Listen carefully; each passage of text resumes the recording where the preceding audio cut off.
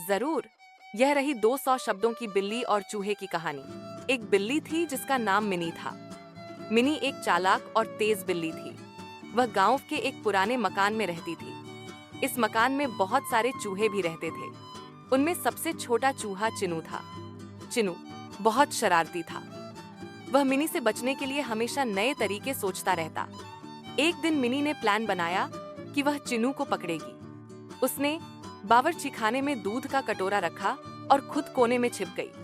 चिनू को दूध की खुशबू आई तो वह धीरे धीरे कटोरे के पास आया। जैसे ही उसने दूध पीना शुरू किया, मिनी छलांग लगाकर उस पर झपटी। लेकिन चिनू फुर्तीला था। वह जल्दी से बचकर एक सुराख में घुस गया। मिनी को बहुत गुस्सा आया। अगले दिन चिनू ने अपने सब दोस्त चूहों को इकट्ठा किया। सबने मिलकर मिनी को चकमा देने का योजना बनाई।